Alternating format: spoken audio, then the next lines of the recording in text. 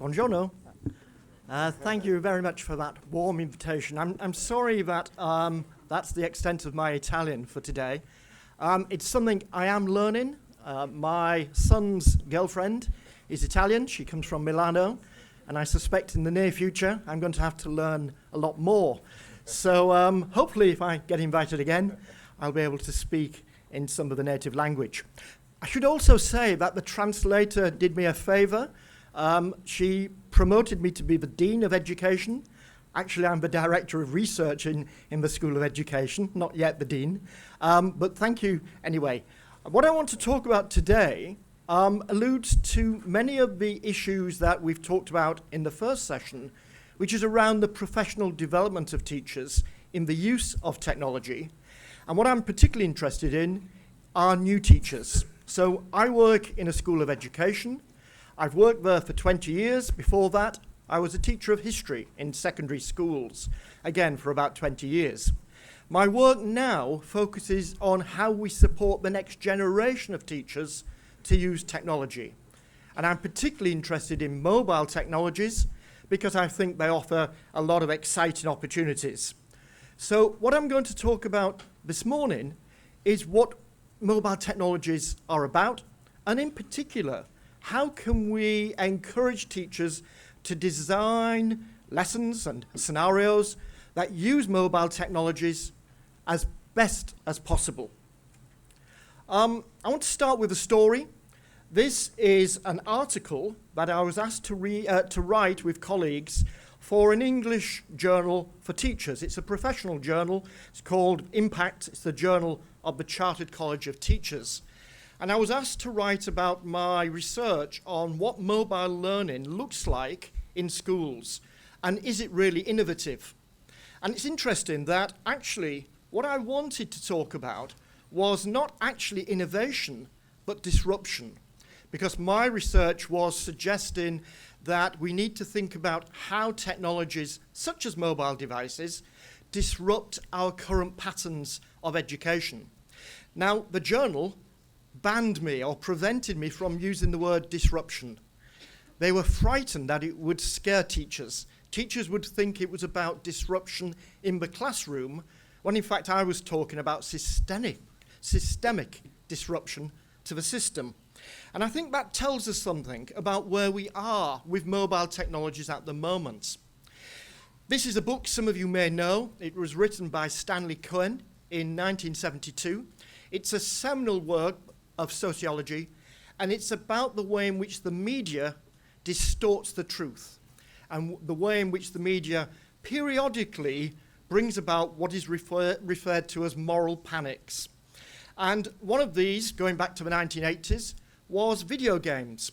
And in the 1980s, there was a lot of concern in the media that video games were ruining children's education. More recently, we've had the same thing with screen time. The media is obsessed by the amount of time children spend or appear to spend on a screen, and it's become a moral panic, even though the evidence is at best contestable. There's all kinds of evidence for screen time, and it's by no means clear-cut. The most recent example, of course, are mobile devices themselves. And a number of countries around the world are now banning the use of mobile devices in schools. I'd be interested to find out what the situation is here in Italy, but I know not far away, in France, mobile technologies are banned. Indeed, the internet is banned for school children under the age of 15. In Australia, where I do a lot of my work with colleagues in the University of Technology in Sydney, they've also introduced statewide bans on mobile technologies. So it's the latest example of what we call a moral panic. And yet, maybe we should just rewind a little bit, and I just want to kind of set this talk in a historical context and get us to think about where mobile technologies have come from, their history, and where they're going. So this was the launch of the iPhone, the first iPhone, version 1, by Steve Jobs. People sometimes forget how long ago, or perhaps how recent, this device was launched. Anybody want to offer me a date very quickly, if you can Yes. Oh, well done, 2007. And do you know exactly when? April, but it doesn't matter. 2007 indeed. Actually, we sometimes forget this, that mobile devices, in one sense, have been around for a long time. We've had mobile technologies for almost 30 years. They looked a little bit different, of course. They were very large and clunky. And one of the things I realized when I put this diagram on is how devices started large, they seem to shrink, and now we're into a trend of large again, and people have large mobile devices, tablets or phablets as they're sometimes referred to. So we've got a period of 30 years, but really the research that I've undertaken is all concentrated in this period between the launch of the iPhone in 2007 and the present day. Now, previous research on mobile learning is quite instructive because the first research that I undertook with colleagues, again in Australia, goes back to about 2002. And at that time, there were no mobile phones, or no mobile phones that could do the kind of things we're talking about today. So people were using devices like this. This is a Hewlett-Packard iPac, and as you can see, it required a pen. It wasn't touch sensitive. It had hardly any ability to connect to the internet, so it was very difficult to do collaborative work. But on the other hand, it was possible to do some really interesting projects. And in the UK, one of these, which was run by an organisation called Future Lab, was called Mudlarking in Deptford. And what it was about students literally walking in the muddy river of the Thames in London to discover objects in the river and to discover a kind of virtual trail which had been laid out by the university tutors using technology to enable them to use this iPac device to map their way around a given set of coordinates. There were lots of projects like this. This is called Savannah. This is 2004 as well. And you can see that what the students are doing at the time was groundbreaking. They were doing work, first of all, that was context sensitive. It responded to where they were. So when they moved about, the device sent them information that was based on the spot that they were in. We take that for granted today, but in 2004, that was revolutionary. It was also very collaborative.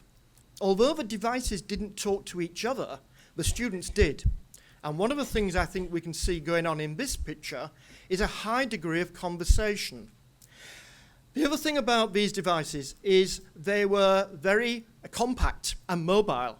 They were the first computers, really, you could take out into the field. So many of these projects, which were small scale at the time, took place outside of formal classrooms. They were located in museums, heritage centres, or like this, outside in the actual field.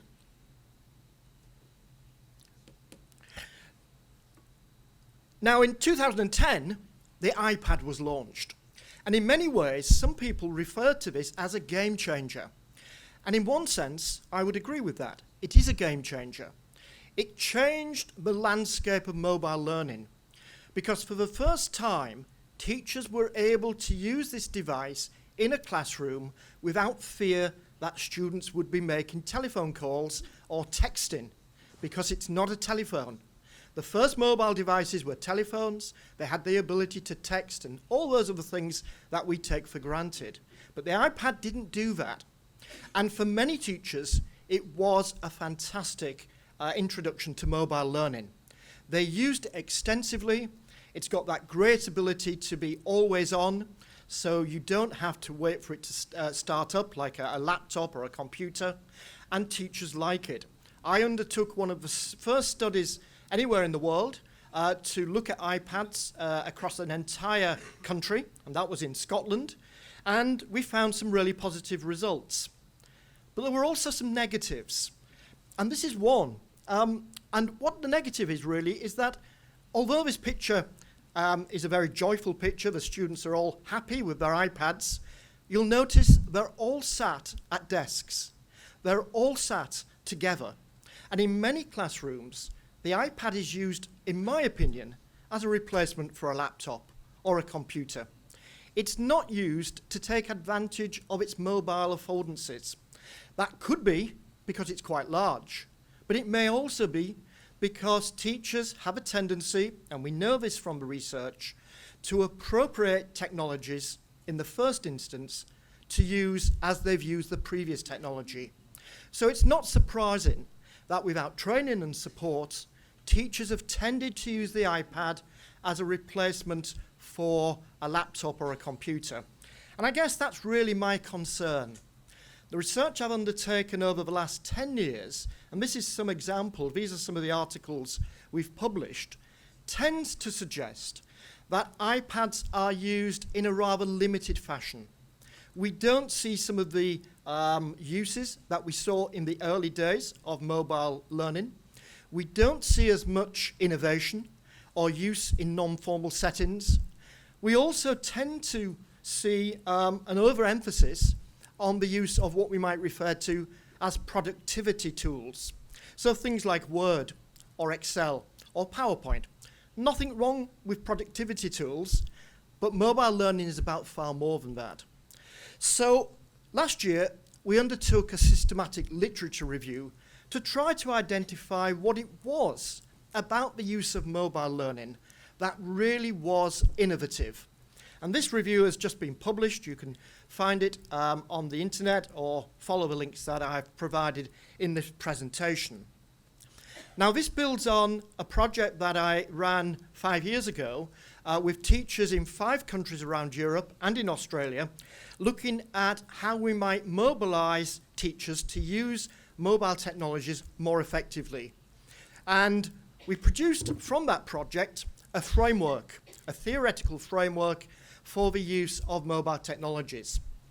It's based on 3 major constructs: personalization, authenticity, and collaboration. And based on the research we undertook, we identified these as what we refer to as signature pedagogies. These are the pedagogies that mobile technologies appear to support most readily. In other words, these are the kind of activities that can be really geared up and exploited using mobile technologies. The framework has some sub-constructs as well, but if you just remember those 3, personalization, collaboration, authenticity. And what you'll notice is that right at the center, we've got the idea of time and space. And that's because this is a sociocultural theoretical model. It looks at how mobile devices are appropriated as artifacts, cultural artifacts, and how they're mediated and how they mediate ideas like time and space. So time becomes malleable. We're not fixed to fixed times as we might have been in previous days. The same is true of space, and I'll illustrate that more in a moment. If you're interested, we produced a mobile learning toolkit, which is readily available, and it involves a number of resources, a number of tools, and most importantly for teachers, a number of vignettes, video vignettes, where teachers talk about their own practice, and then they link them back to those theoretical constructs.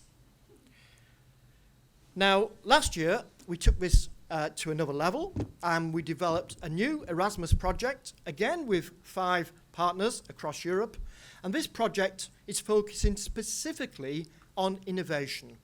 So our interest at the moment is to explore how we can support teachers and teacher educators to design and to evaluate really innovative mobile learning activities. And to do that, we need to find out what innovative means. So the first part of this project has been focused on what we refer to as a systematic literature review. It's focused on trying to identify innovation in mobile learning. And as I said earlier, we've just published the results from this study, which you can read if you want to, or you can just listen to the next few minutes and I'll give you a very brief synopsis. So first of all, what do we understand by innovation?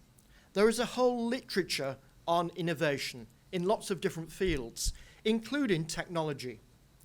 And one of the ways of thinking about innovation is about the way it challenges the status quo. So it changes the existing paradigm. Another one is about disruption. So Clayton Christensen, a business guru, he was talking about how disruptive innovations change businesses, and those businesses that understand innovation excel, and those that don't disappear. And you can apply that to lots of the new startup companies. They're not startups anymore, people like Amazon and so on, who have taken advantage of that principle. Another thing is, we know that innovation changes the paradigm. So the way we think about things changes. There's a paradigm shift. However, the literature also demonstrates that some disruptions, some innovations are more radical than others. Some are what we refer to as radical and disruptive. Some are what we refer to as feasible, less radical, but perhaps more achievable. And that's why we came up with what we refer to as a continuum. It's based on the work of Potgieter, who suggests that, and I'll read this one, innovation is an idea, practice, object, or combination of these that is perceived as new by staff. The important point there is teachers have to believe it's new. It doesn't really matter, in one sense, to what extent it can be measured. It's about beliefs. It's a very effective or emotional definition. We've come up with this continuum. It's not terribly original, but it's useful. So at one end, we talk about sustaining innovation. Innovations that make a change, but they don't change the system as a whole. And at the other end, disruptive innovations that entirely wash away, if you like, the existing paradigm or system. So that's the measurement that we're using in this study. We also wanted to devise some criteria for thinking about innovation in terms of mobile learning. And we came up with 4. I'll just go through these very quickly. The first one is the purpose and the nature of learning. So what kind of activities are undertaken? Is a mobile device, for example, essential to undertake this activity, or could it be done without a mobile device? The second one is, where is the learning located? Is it in a traditional space, such as a classroom, or does it take advantage of informal learning, perhaps a museum, an open space? Also, does it take advantage of mode shifts? In other words, we don't always need to be in the same place to learn. We could be in a virtual space, or we could cross over between both. When we make a telephone call, are we in a virtual space, or are we in a physical space? Or, of course, are we in both? So we've got context. The third one is the relationship between teachers and students. What we were really interested in there is to what extent is it directed by the teacher, and to what extent does the use of a mobile technology allow the students to take more agency and also other people to be involved in the learning relationship, such as members of the community or experts. And the fourth thing is the role of the learner itself. How much agency does the learner have? So we've used those 4 criteria to try to identify innovation. And we use a simple measuring guide. If it scores 1, it's low. If it scores 3, it's high. When we came to do this study, we were only interested in papers that had been published after 2010. We thought anything else a little bit earlier was too old. We were also looking just at school-age children, so we don't focus on universities. We look at school-age learning from 5 to 18. We also wanted papers that had a rigorous methodology, something we could believe in, and compelling evidence. And finally, they had to talk about mobile pedagogies. So it had to be to do with learning that was facilitated by a mobile device. Now, at first, when we did this study, we found a lot of academic papers, 208. That was too large. We actually reduced that number, one way or another, to 57 papers. And the 57 papers eventually were examined and read, and those are the basis of our final report. I'm going to talk about the outcomes of that in a moment. But the results can be also put onto this continuum. So what you've got here are low, high, disruptive innovation, sustaining innovation, and each one of the red stars represents one of the studies. And I think the first thing you can see is very few of these studies were classified as disruptive. In fact, we only identified 3 papers from the 57 that really changed the paradigm of learning. Most of the papers fall here. The mean score is 6.5. Remember, the highest score is 12 and the lowest score is 4. So most of them fall in the middle. And perhaps that's not a surprise, because in many ways it's very difficult for teachers to be disruptive. After all, why would they want to disrupt the system that pays them? Who would want to get rid of something, a school, which is your livelihood? So in many ways we can understand why those scores have been produced. Just to give you a flavour of the more disruptive papers, this was a really interesting study. It was a study of how young people in San Francisco, they used their mobile devices and they used a platform called Streetwise. And what was interesting, they went out to identify the quality of food in their local environment. So they did surveys in shops, they went round to fast food outlets, they discovered the quality of food, nutrition, wasn't very good, very high salt intake and so on. But they did this entirely by themselves. They used their mobile devices to capture data and to record it, but there was no teacher. It was student initiated. It all took place in an authentic setting. They did it in their own backyard in San Francisco, and the reports actually completely missed their teachers. When these children were interviewed and asked about the response of their schools, they said, our school doesn't know we've done this. It's our own project. Another project in Singapore, similar kind of thing, but a primary school, younger children, and this was to look at how children were using their mobile devices both in school and out of school. And what it discovered was many students were actually doing more innovative activities, more creative activities when they left the classroom than when they were in the classroom. So they might start off, for example, in a science lesson, being asked to do a simulated exercise about marine biology, but then they discovered that when they went out of the classroom, 3 or 4 students actually went out on a boat, their parents took them, and they learned about marine biology firsthand. They used their mobile device, for example, to classify and categorize the fish that they caught. And they did a whole host of other things. And again, what characterized this project was the fact it was not organized by teachers. It was self-organized, high degrees of student agency. So we've come up with a set of principles based on this research, and these principles are what we refer to as principles for innovative mobile pedagogies. There are 21 in all, and these can be used to design innovative mobile learning activities. They can be used by themselves, or they can be used in combination.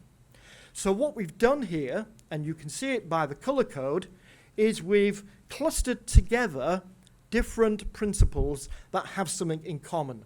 These are all to do with collaboration. So here you've got things like students working together to co-construct, to build an e-book, for example, or working with grandparents. They're collaborating with elder members of their family. We've also got a whole section about authenticity, and these are all to do with learning in authentic contexts. So, for example, using their mobile device like a real professional would, or using it in the real world to do a real task. Third category here is about student choice. Really important, this one, giving students choice, not just token choice, but real choice. So giving students agency to make decisions.